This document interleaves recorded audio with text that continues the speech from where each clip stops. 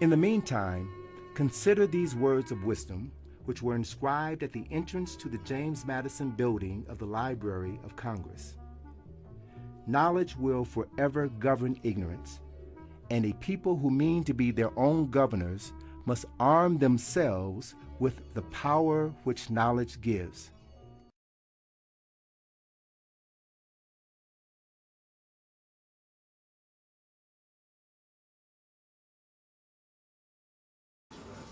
And as a result, the culture and civilization followed this cultural highway and reached its highest point in the northernmost part of the Nile Valley, in the area that we now call Kemet. Here's a comparison of the Nile River Valley to the United States of America. Give you an idea of the length of this ancient culture and civilization. This is the oldest documented civilization on the planet. It began in Africa by indigenous African people. That's the point that we really want to build on. It flowered in this region of northern Africa. Kush, lower and upper Kush, and upper and lower Kemet. That is where culture and civilization began. We know now, as a result of some of the latest research, that it's in this region where the essence of Kemet had its foundation. This is what we know now. As we do continued research, we probably will find that the essence began further up south. But as of this moment, this is what we know. We know, for example, that at this area here, Nabta Playa, they found the oldest astroarchaeological calendar in existence. It is an astroarchaeological calendar that was dated back to 6,270 BCE, older than Stonehenge. This calendar here was found right in this region. It was oriented to the solstices and the equinoxes at this specific geographic location, which means that as late as 6,270 BC, these Africans had already had a concept of time and the calendar. They knew that the earth was round and that the calendar year was 365 and a quarter days. Chicago was digging there in the 1960s because the Egyptian government was preparing to build the Aswan High Dam, which was going to create what was at that time the largest man-made lake in the world. And it meant that this dam would extend from Aswan all the way down to this region here, approximately 150 miles, and flood everything in this region. Flooded under 50 feet of water. There are temples, tombs, and monuments that were going to be destroyed as a result of the completion of this dam. So UNESCO issued a call to help save these monuments. One of the monuments that they saved was Abu Simbel, which was literally cut apart into hundreds of pieces, moved up 50 feet, moved back 150 feet, and then reassembled in a man-made concrete mountain. That was an engineering feat of unknown magnitude before it happened.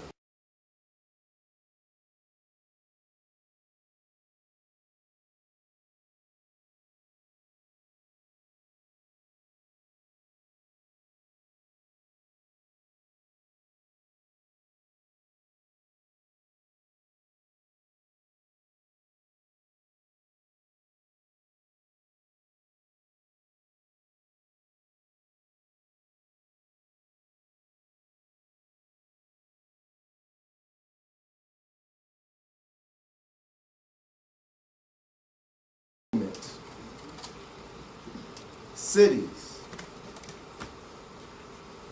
temples, and graves that were destroyed. Graves that were destroyed. I remember seeing an old video clip of Dr. Ben in the early 60s protesting by himself in front of the United Nations. protesting the building of this dam because it was displacing thousands of Nubians. And there were groups of Nubians who refused to leave. And approximately 3,000 of them drowned when the dam was built. And nobody cared. Nobody cared. So this team from the University of Chicago knew how important this area was, and they concentrated their efforts on excavations before the floodwaters came. And they found this artifact, this incense burner. Here's a drawing of all of the sides of the incense burner. And what this shows is this came from a royal tomb in Cusco, at least 200 to 300 years before the formal founding of Kemet.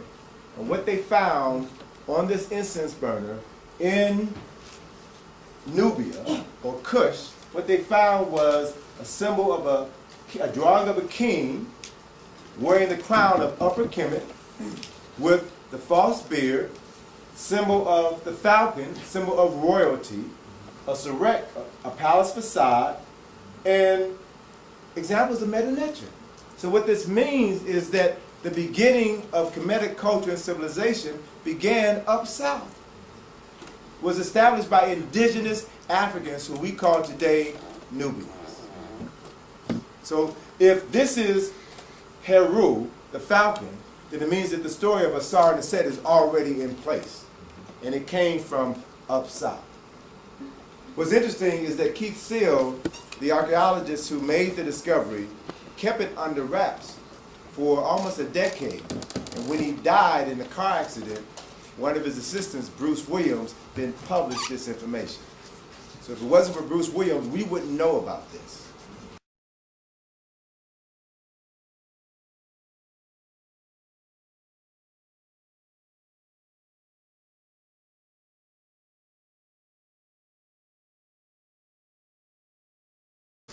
So if it wasn't for Bruce Williams, we wouldn't know about this. And the issue that I'm constantly asking myself is, how much more information do we not know about because it's hidden in private libraries and museums? Now, this is what we know about Kemet.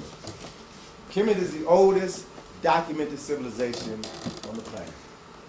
The oldest documented civilization. Kemet was a nation of many firsts. The people of Kemet, according to the documentation that we have now, were responsible for giving us a 24-hour day.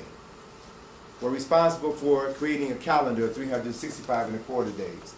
They gave us an alphabet, Medu Neter, the first people to give us a writing system.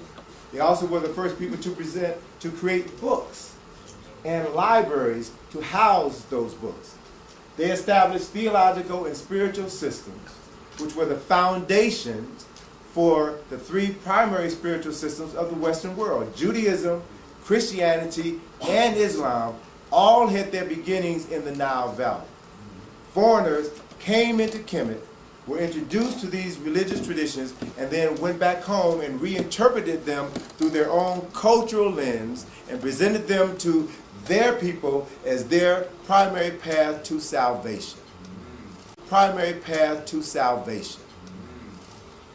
That is a historical and documented fact. Kemet also was the first government that we know of. I'm, again, speaking of documented facts. The first government that we know of. Ruled by a king, a monarch, who and his nation was administered by civil servants. The first civil servants in history. These civil servants oversaw massive civil works projects, the construction of cities, the construction of dams, great hydro engineering projects, civil engineering projects. They built the temples, the monuments, the tombs, and the pyramids. All of this was done by teams of skilled men and women. And as a consequence of all of this construction, it gave rise to the first middle class in human history. And this middle class was comprised of architects and engineers, designers, artists, healers, astronomers, scientists, priests, merchants, philosophers, warriors. This is the reason why Kemet the civilization of Kemet lasted so long? Because they had this base, they had this foundation, and they were continually fed by people from the south, their ancestors from the south. So there was this continuous flow of knowledge and information and spiritual power.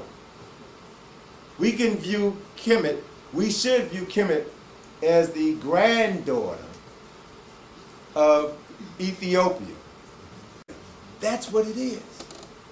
And we should see this relationship between Kemet in the north and their grandparents in the south as similar to the relationship between us and our grandparents or great-grandparents who came from the south, who participated in this great migration from the south to the north, looking for better opportunities.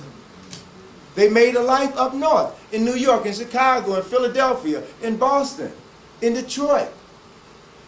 But they always sent their kids back home to the south every summer, all right, to give you that foundation so that you didn't lose that spirit. And whenever there was trouble in the family, you could always go back home, all right? And what we find in Kemet was this same relationship. Whenever there was trouble up north, they could always depend on assistance in the south. Always. That's the relationship. And that's the context in which we should view Kemet. We should view this civilization. So understand Cush and how Cush grew to become Kemet. What I want to introduce to you is a construct that was given to us by Dr. Asa Hilliard, in which he gives us a baseline chronology of Kemetic culture and civilization. He divides Kemetic culture and civilization into 4 golden ages. And understanding these golden ages is critical to us understanding the development of culture and civilization in the Nile River Valley. You had dynasties 3 through 6 were responsible for giving us the first golden age. These rulers built the pyramids in Giza, Saqqara, Dashur, Medium. All of the pyramids were built in this region by a series of rulers, specifically fathers who established the process, and then their sons and grandsons followed their example. We see this pattern repeated over and over and over again. This period lasted, the first golden age lasted approximately 555 years.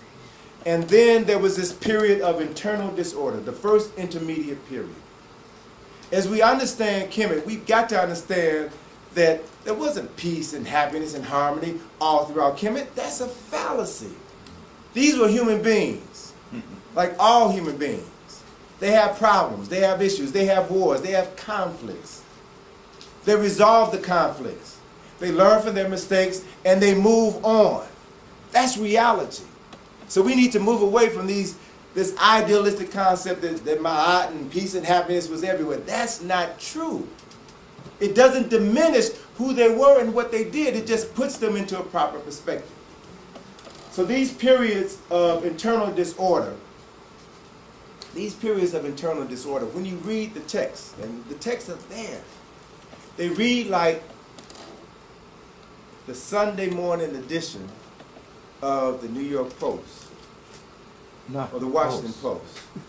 No. In terms of who shot who beat up who stole from who. You read you read the accounts of what was happening during these periods of internal disorder, and you swear you're reading today's newspaper. There's confusion everywhere. There's nobody to trust. Sons are disobeying their fathers. It's contemporary news that happened thousands of years ago. That's real. And then these periods of internal disorder were brought under control in every instance by Africans from the South. In every instance by Africans from the South who came and ushered in a new golden age. Every time Kemet got in trouble, it was always Africans from the South who set things right. So the second golden age, dynasties 11 and 12, was a time frame in which all of the great literature of Kemet was written.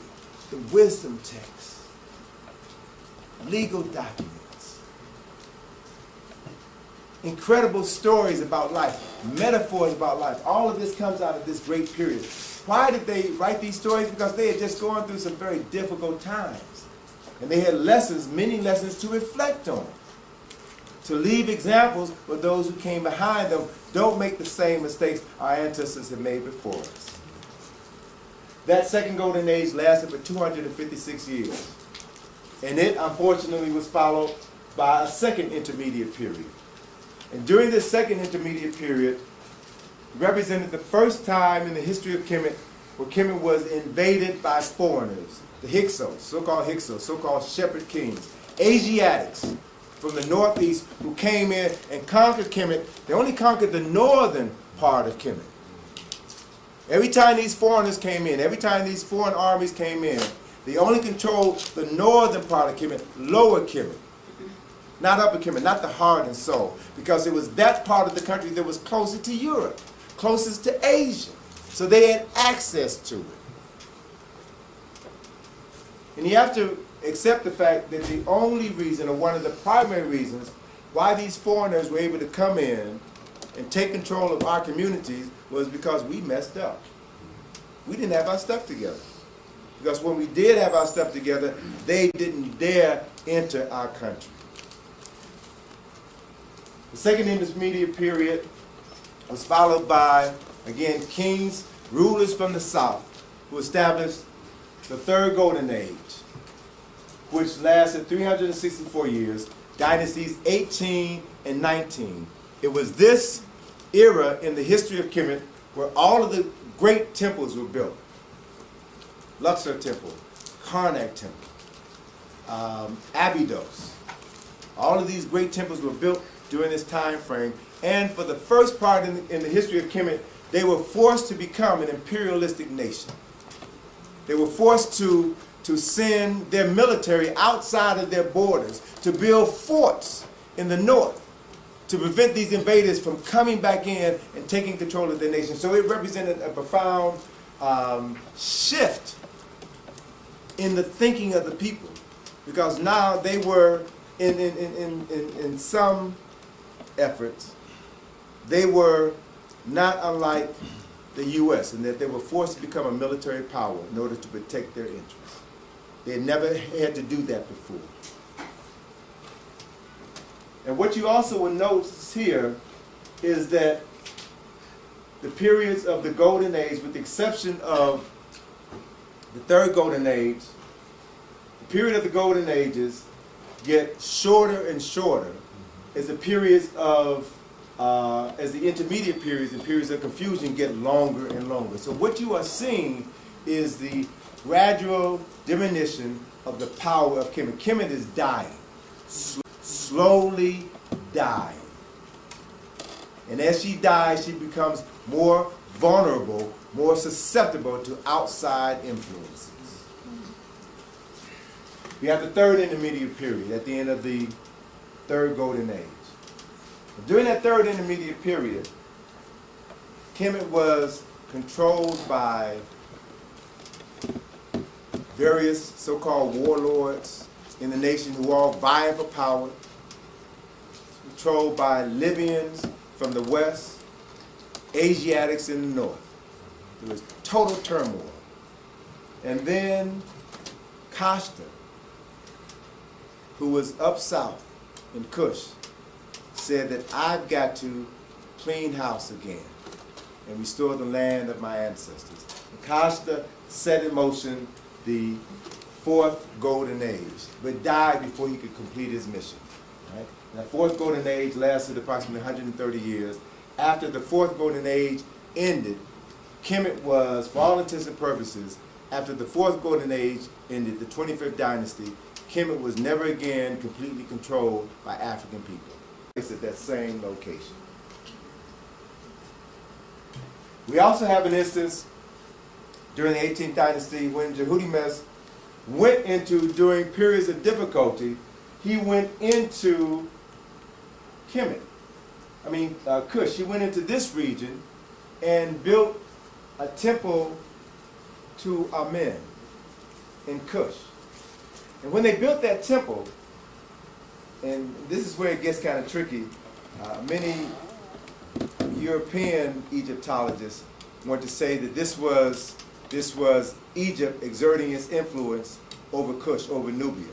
But I interpret it as Egypt coming back home and paying homage to their parents. And then he built a temple in honor of Amen. And what we find within this culture, particularly here at Jebel Barco, there was a temple built to Amen, and they began to talk about the fact, or write about the fact that this was the birthplace of Amen. One of the most important Neteru in ancient Kemet was Amen. And they declared that he came from here. He came from Cush. Temple of Amen, at the time of Kashta, during the third intermediate period. And Kashta said, it's time for me to clean up house, and marshaled his forces and took them back into Kemet and went to Waset, the capital of Kemet, where he bathed in the waters of the sacred lake of Amen in the temple of Karnak. And then instructed his soldiers to do the same as they prepared themselves for holy war. Unfortunately, Kashta died before he could complete the work, his job. But his son, Pianke, took up his father's work, came in, followed in his father's footsteps, marched his army to Waset, bathed in the sacred waters, asked for protection from Amen, said that this was a holy war, had his soldiers do the same thing, and then they went all the way down north and conquered all of Kemet. And then he came back home and said, my job is done. But it really wasn't. Because the enemies of Kemet were resilient. And they began to come back in and took control of northern Kemet again. By this time, Pianke had died, and his brother had come to the throne. His brother Shabaka said, all right, I'm going to learn from my brother's mistake, and I'm not going to let it happen again. This time he marshaled his forces. They came from up south, back into Kemet, stopped at Waset, bathed in the holy waters, asked for protection from Amun, and they went in and they wiped out everybody. They did a Kaiser Soze. They killed the soldiers, killed their horses, killed their wives, killed their children. They wiped them all out to send a message to all the Asiatics, this is home. Y'all are not welcome here. And then, once he secured the borders again, he set about the business of rebuilding the land of his ancestors. 25th dynasty is important because it represents the first Renaissance in history. 25th dynasty was all about rebuilding Kemet, and in their own words, specifically rebuilding the land of their ancestors. They not only drove out the foreigners, but they rebuilt the temples, the monuments. They rewrote the sacred texts of their ancestors. They engaged in an act of Sankofa. What else is interesting is that during this period, particularly during the period of the Third Golden Age, we see in several tombs Kemites drawing images of themselves and the Cushites. This is an image from the tomb of Seti I and 19th dynasty. And we see Seti I depicting the Cushites and the Kemites as basically people of color, not Europeans, as National Geographic would have us believe. Seti I's grandson, Ramesses III, in his tomb has this depiction of the Cushite and the Kemite. You can't tell which is which. They're acknowledging their ancestors. They are depicting their ancestors. So this is concrete evidence from primary sources of who the people of Cush, who the people of Kemet were. They're not separate races, as National Geographic or the Discovery Channel would have us believe. 25th dynasty came in, Pianke and, well, Kashta, Pianke, and Shabaka. all waged wars of liberation. They drove out the foreigners. Once the foreigners were gone, then they established peace throughout all the land. That's their legacy. That's what the 25th dynasty is noted for. So then let's look at this gallery of ancestors, this gallery of African men.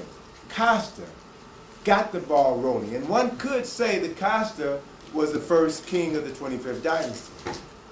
He planted the seeds in the minds of his son. He didn't complete the job, but he deserves credit for getting the ball rolling. His son Pianke followed in his footsteps after he died. When Pianke died, his brother Shabaka followed in his footsteps and completed the job. When Shabaka died, the son of Pianke, Shabika, maintained control of his father's and his uncle's and his grandfather's kingdom. And when Shabika died, his brother Taharka took over. And when Taharka died, his cousin Tanudamen took over. So we're looking at 3 generations of African men following in the footsteps of their fathers. This is what we did when we were in control of our destiny. This is how black men led their families, their communities, and their nations. This is what we've got to return to. We've got it. We don't have to reinvent the wheel. We've got all of the documentation. We've got the examples. All we have to do is be willing to engage in acts of Sankofa and replicate this model in our communities right now. And we have an opportunity to do that.